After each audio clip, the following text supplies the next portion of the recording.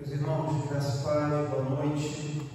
Deus abençoe os irmãos. A gente continua sem o nosso computador, então a gente vai tentar gravar aqui, mas infelizmente o áudio não fica muito bom, mas para que os irmãos que estão em casa pelo menos possam acompanhar. Hoje é o nosso 10º estudo sobre a teologia do culto e hoje a gente vai estudar a comunhão. Eu costumo dizer muito aqui na igreja que eu considero, embora nem todos os teólogos pensem assim, eu considero que a comunhão é um meio de graça, que a comunhão é um meio que Deus usa para derramar graça sobre a sua igreja. E eu vejo com bastante preocupação o fato de que em algumas igrejas, e às vezes até na nossa, alguns irmãos não valorizam tanto a comunhão entre irmãos mesmo, não só durante o culto, o extremismo desse desleixo com a comunhão se dá nos desigrejados, Essa comunhão ela foi perdendo tanto valor que hoje tem gente que acha que dá para ser crente sozinho em casa e tá bom. Inclusive o pastor Hidalgo tem um livro falando sobre os desigrejados, sobre esse movimento que se deu justamente pelo fato de que alguns crentes pensam que é possível ser crente sem ter comunhão com o corpo de Cristo. Então, a gente vai estudar hoje um pouquinho sobre comunhão. Vamos ler em Atos 2, do 42 ao 47. É um texto, com certeza, os irmãos devem saber até de qual esse texto aqui.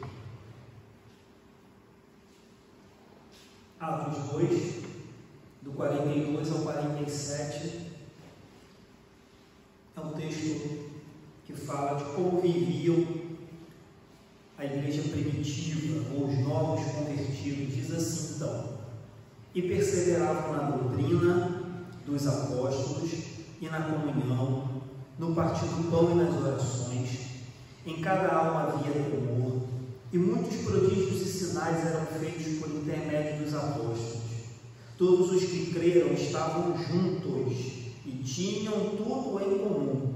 Vendiam as suas propriedades e bens, distribuindo o produto entre todos, à medida que alguém tinha necessidade. Diariamente perseveravam unânimes no templo, partiam pão de casa em casa e tomavam as suas refeições com alegria e singeleza de coração, louvando a Deus e contando com a simpatia de todo o povo. Enquanto isso, acrescentava-lhes o Senhor dia a dia os que iam sendo salvos. Esse texto é muito bom.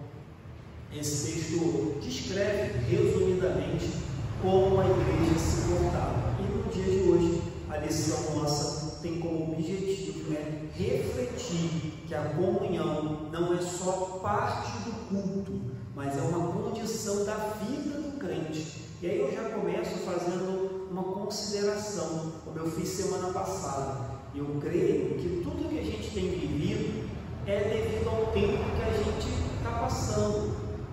A comunhão tem se esfriado porque o amor tem se esfriado. A comunhão tem se esfriado porque os relacionamentos têm se esfriado. As pessoas se relacionam umas com as outras por interesse, para troca de favores, e isso tem influenciado a igreja também. Outra coisa muito importante é que o exemplo dos irmãos que a gente tem aqui eram irmãos que, quando se convertiam, eram perseguidos, expulsos de casa, expulsos do trabalho, ameaçados de morte. Então, as únicas pessoas que eles tinham era quem? A igreja, os irmãos. Então, eles se agarravam àqueles irmãos como tudo que eles tinham. Já hoje não. A gente não vive num país que persegue crente, a gente não vive num país onde você perde emprego, a gente não vive nessa realidade. Então, a gente tem nossos familiares, nossos amigos, nossos colegas, enfim, nossos vizinhos. Então, a gente não tem muito essa sensação de que tudo que a gente tem são os irmãos. E isso é complicado, porque isso vai roubando da gente a importância da comunhão. E eu digo, irmãos, de conhecimento.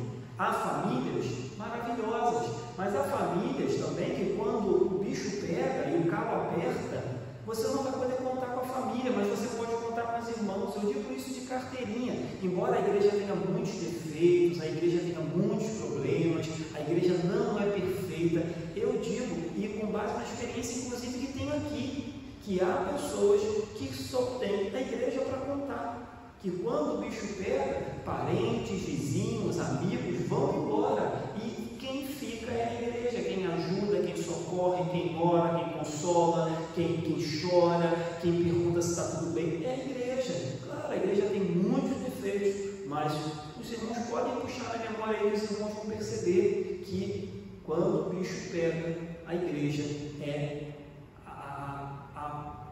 como é que eu vou dizer? A célula mais perto que o ser humano tem, certo?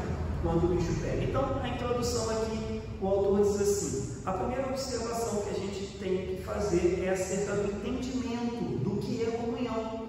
E como eu disse, para mim, comunhão é um meio de graça. Comunhão não se resume ao culto de domingo. Comunhão tem que marcar a vida toda do crente. Já falei isso aqui na igreja também. Eu entendo que numa igreja, embora a nossa igreja seja pequena, você vai desenvolver mais afinidade por umas pessoas do que por outras. Mas a comunhão, esse sentimento de irmandade, de corpo, de igreja, de família, isso tem que afetar com todos. Se isso não está acontecendo, a gente precisa orar e pedir a Deus que nos dê esse sentimento de família para com todos, embora a gente tenha às vezes mais afinidade, mais proximidade com alguns. E em segundo lugar, o autor também diz que é importante lembrar que no Antigo Testamento e no Novo Testamento a comunhão era frequente, era constante, era o povo de Israel, era a nação de Israel, depois veio ser a igreja do Senhor, os lavados, os remidos, sempre teve essa ideia. Claro que também hoje, o fato, até falava com isso com Orlando essa semana, com o diácono Orlando,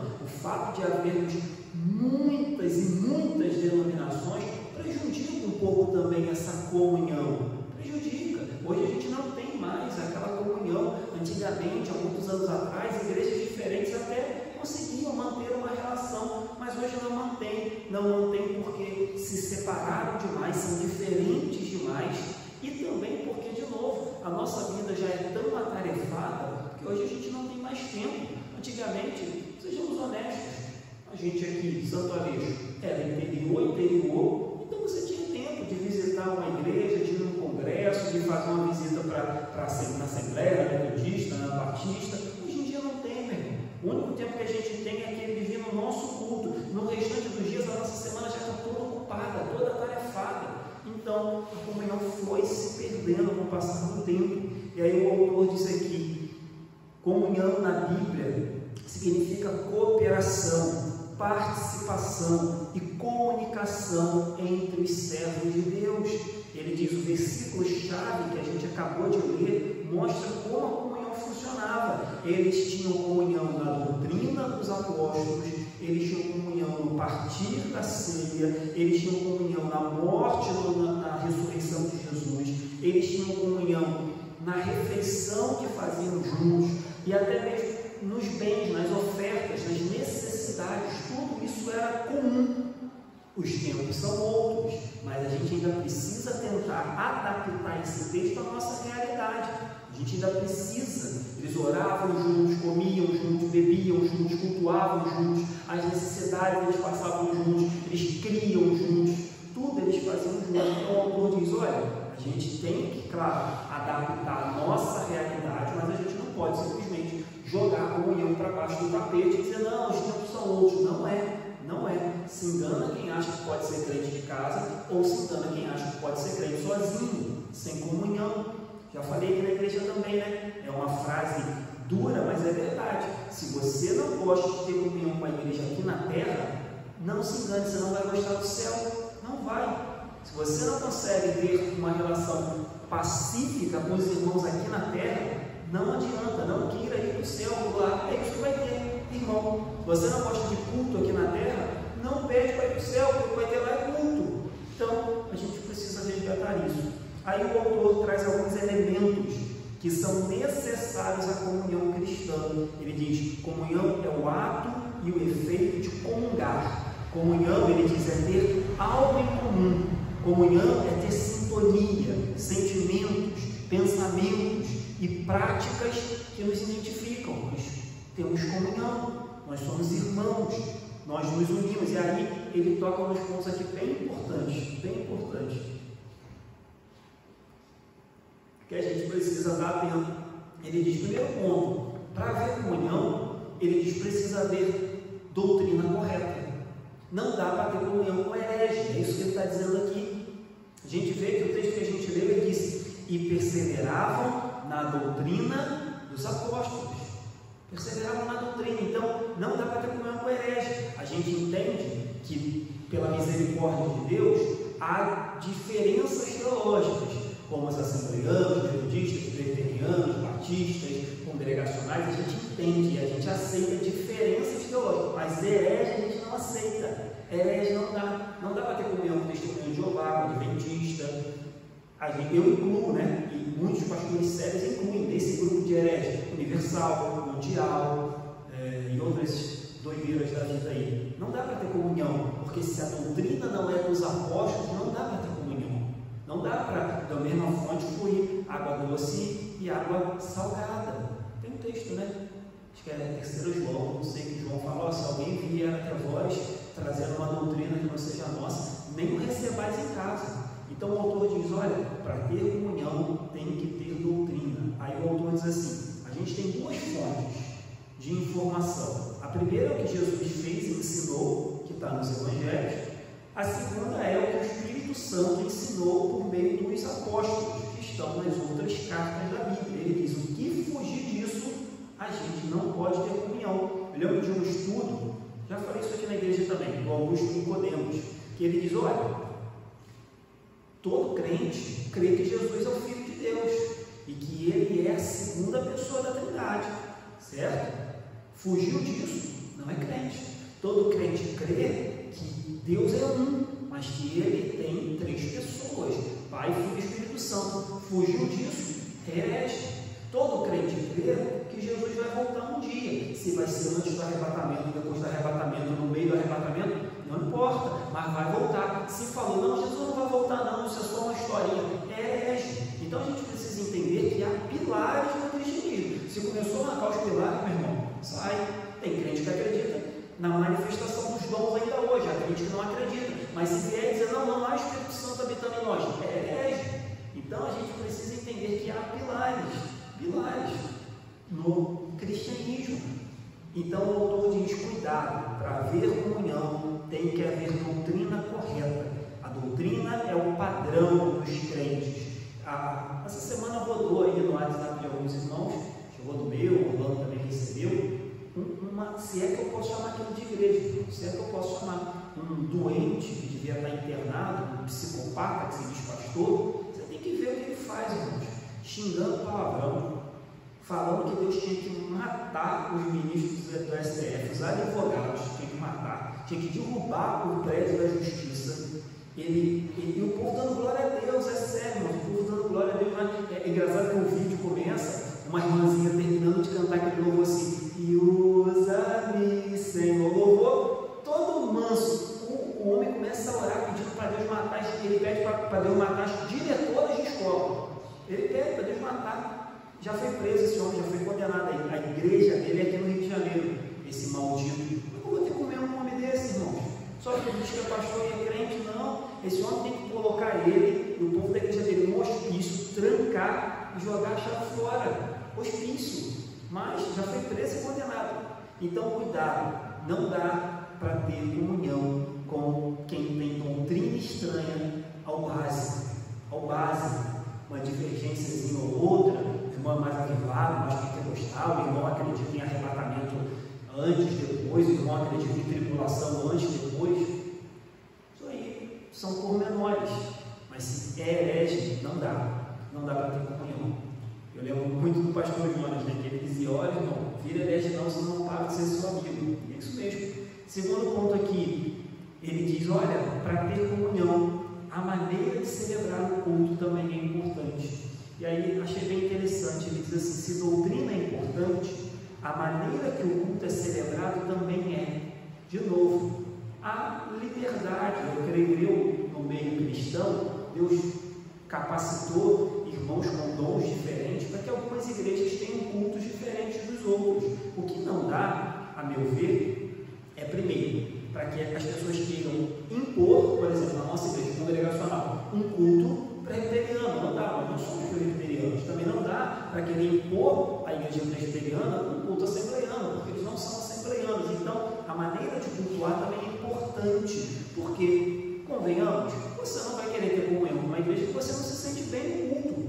Então, a maneira de cultuar é importante. E aí ele cita um texto aqui, bem legal, que ele fala, olha, às vezes o culto pode ser usado para momentos pecaminosos. A gente acha que não. Ele diz lá em 1 Coríntios, o povo estava usando o culto para discórdia, para rixa, para briga. Ele dá o exemplo lá da ceia. Ele diz, qual era o problema em Corinto? Ele diz lá em 1 Coríntios, não vou ler não, capítulo 5, você percebe que havia tolerância à imoralidade. Tinha um camarada pecando, dizem que ele estava saindo com a padrasta, uma coisa assim, ou com a segunda esposa do pai, e ninguém tirava ele da igreja. Aí você chega em 1 Coríntios capítulo 10, Paulo diz que havia irmãos lá se envolvendo com práticas idólatras. Aí quando você chega em 1 Coríntios capítulo 11, que é o texto da ceia, Paulo diz assim, olha, vocês se juntam para tomar a ceia, em vez de melhorar, vocês pioram. Coloca aí aqui para mim, 1 Coríntios 11, do 17 ao 19, é um texto da ceia. Paulo diz assim, isto porém que vos prescrevo, não vos louvo, porquanto vos ajuntais não para melhor, e sim para pior. Porque antes de tudo estou informado a haver divisões entre vós, quando vos reunis na igreja, e eu em parte creio.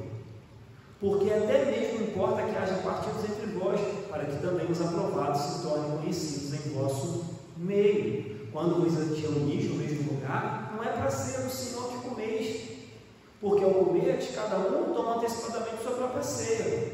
E há quem tenha fome, ou ao passo que também há quem se embriague. Pode parar aí. Paulo diz, olha, vocês estão indo para a igreja para se embriagar, para encher a barriga, e eu estou passando fome. Que ceia é essa? Vocês estão tomando? Que culto é esse? Então o autor diz assim, a maneira do culto é importante também, o motivo do culto é importante também. O seu irmão quer um culto mais avivado, procure uma igreja mais avivada. Quer um culto mais tradicional, procure uma igreja mais tradicional. Mas a maneira que o culto é feito é importante para que haja comunhão plena entre os irmãos. Eu acredito até que Deus permitiu que houvesse igrejas diferentes para isso, para que cada um se identificasse aonde se sente melhor e procurasse. Outra coisa importante que ele diz, é necessário haver amor comunitário no meio da comunhão. Ele diz que esse exemplo mesmo aqui, que o povo na hora que se chegava para comer, comia tudo na frente, e tinha gente que ficava passando necessidade. Então ele diz, olha, era uma boa ocasião para que houvesse comunhão entre os irmãos naquele momento de refeição, mas virou um momento de tropeço, comilança, bebedeira. Aí ele diz, é muito importante quando a igreja se reúne para ter esses momentos de refeição, café, ou até mesmo quando a gente se reúne aqui no conselho missionário para fazer algo para a igreja, e naquele momento ali a gente vai conversando, vai mantendo comunhão, vai conhecendo mais o irmão, vai ouvindo o que o irmão tem para falar. Então ele diz, a igreja precisa cultivar um amor comunitário. E aí entra um outro alerta. Meu irmão, no domingo é muito difícil, porque a gente tem a liturgia do culto, a não ser que você chegue antes, fique um pouquinho depois na cantina, mas é bom que os irmãos, a gente vê muita gente reclamar, né? Falar assim, lá naquela igreja não tem comunhão. Vocês não são pessoas assim, você participa de tudo? Porque se você participar de tudo, você vai ter comunhão. Se você for no grupo da vida, você vai ter mais um momento de comunhão. Se você vem no culto de quarto, você tem mais um momento de comunhão. Se você vem aqui ajudar o conselho missionário, você tem mais um momento de comunhão. Se você fica na cantina após o culto, você tem mais um momento de comunhão. O problema é que as pessoas só vêm no culto, chega domingo em cima da hora, quando o pastor dá amém, a pessoa sai correndo pela porta e diz, não, naquela igreja não tem comunhão. As pessoas não têm comunhão comigo, as pessoas não falam comigo. Mas não vai em nada, pô. Se você participar de tudo, não vai ter comunhão. Aí ele diz, a igreja precisa promover o amor comunitário, porque isso promove comunhão.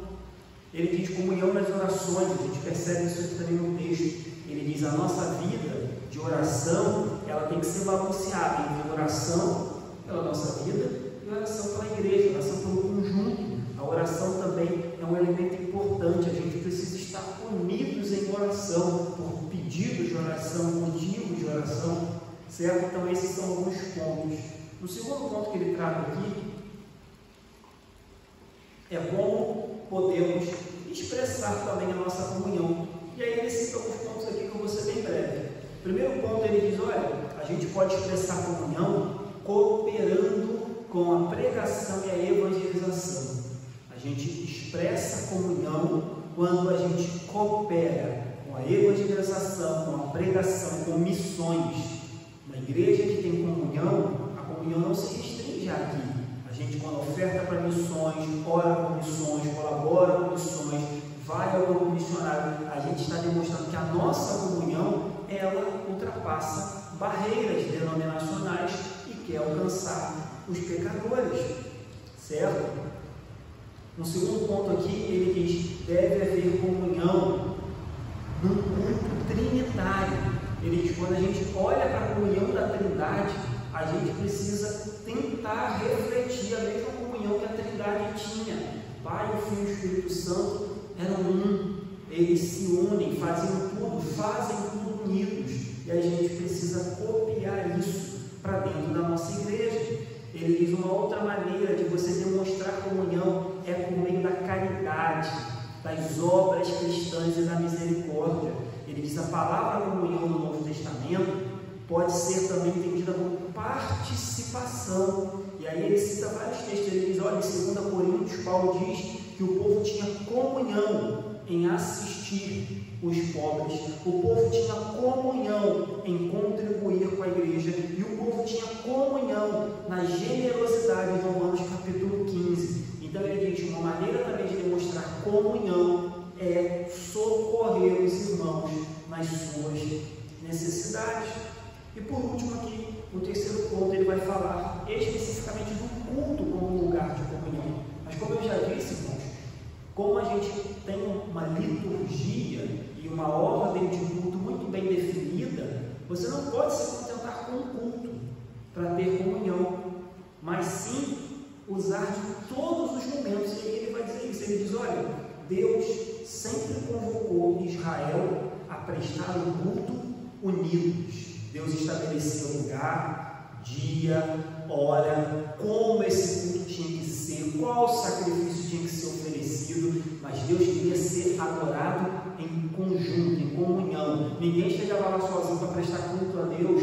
Não, precisava de todo o culto estar formado. Ele diz no Novo Testamento a mesma coisa. Aquela informação que a gente vê em Atos, ele diz, você vê que o povo era uma só. Ele diz, louvando a Deus e contando com a simpatia do povo. Enquanto isso, acrescentava-lhes o Senhor dia a dia que iam sendo salvos. Um pouquinho antes, diz assim, diariamente perseveravam unânimes no templo, partiam pão de casa em casa, tomavam refeições com alegria e com singeleza de coração. Então você vê, eles eram unânimes em tudo que faziam. Então o autor dessa lição, ele diz, a gente precisa trazer de novo também essa noção de que o culto de domingo é um momento importante para a comunhão, é um momento de vir à igreja, de estar com os irmãos, de rever os irmãos. Por isso que a gente se alegra tanto quando revê irmãos, quando irmãos voltam, quando irmãos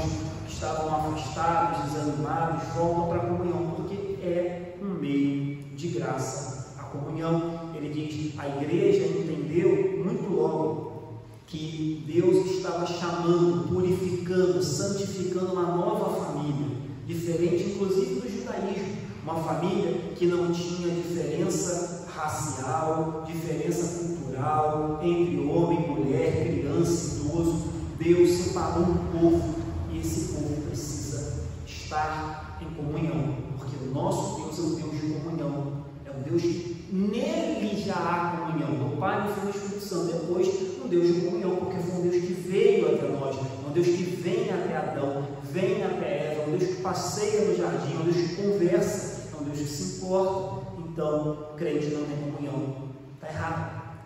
Concluindo, ele diz assim, o termo hebraico para culto envolve a vida toda, e não só aquela horazinha de domingo. Ele diz, então a gente precisa resgatar isso. Ele diz, atualmente as pessoas acham que culto se restringe a domingo. Culto público é domingo, de manhã e domingo de noite, culto público, quarta-feira, culto público. Mas ele diz, a gente precisa resgatar a ideia de que toda a nossa vida é um culto e que toda a nossa vida tem que ser marcada de comunhão, porque Deus exige isso de nós. Aí ele termina dizendo assim, o culto pode e deve ter momentos de muita comunhão entre os irmãos. Oramos juntos, cantamos juntos, ouvimos a pregação juntos, tomamos ceia juntos, tudo fazemos juntos. Mas ele diz, antes, durante e depois, a comunhão precisa nos acompanhar. Em muitas igrejas ele diz, o culto é o único dia da semana que os irmãos se encontram. Por isso é importante que mantenhamos comunhão, inclusive no domingo. Amém, queridos? Então, só reforçando o que eu tenho dito aqui muitas e muitas vezes.